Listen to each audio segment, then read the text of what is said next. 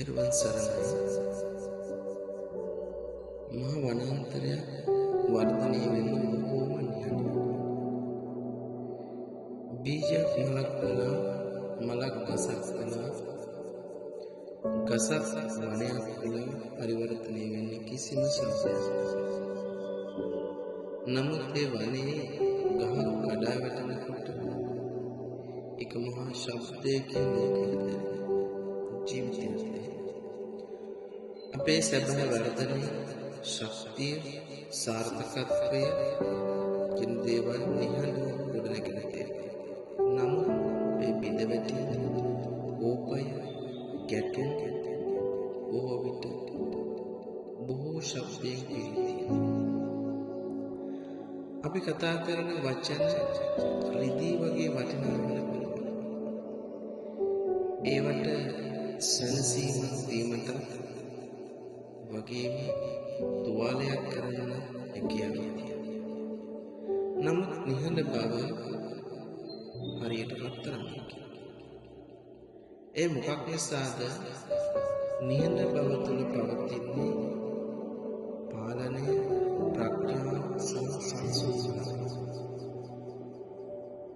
අපේ ජීවිතයේ බොහෝ ගැටලු ඇති වෙන්නේ අපි කෝපයෙන්, උණුසුම තුළ ඉක්වන්න ප්‍රතිචාර දක්වන්න උත්සුක වෙන නිසා. කවුරු කෙනෙක් අපිට කේන්තියෙන් කතා කරනකොට අපිත් ඒ මට්ටමෙන් පිළිතුර දෙනවා නම් ගැටුම තව තවත් උග්‍ර වෙනවා. නමුත් ඒ මොහොතේ තත්පර 10ක් නිහඬව සිටින්නට අපට පුළුවන්කම තිබුණොත් ලැබුණොත් අපේ ජීවිතේ ගොඩක් දේවල් වෙනස් කරන්න පුළුවන්කම තියෙනවා. ඒ ගොඩක් තත්පර කීපය තුළ අපේ මනසේ කෝපය අඩු වෙනවා, සිතුවිලි පැහැදිලි වෙනවා, සහ අප කියන වචන පාලනය කරගන්න පුළුවන්කම ලැබෙනවා. බොහෝ විට පසුතැවෙන වෙන වචන කියවෙන්නේ මේ තත්පර කීපය අපිට ලබන දුන්න නිසා. නමුත් නිහඬ බව කියන්නේ කතා නොකර ඉන්න එක නෙමෙයි. ඒක තමාගේ ඇතුළත සිත නිහඬ කිරීම බවට පත් වෙනවා.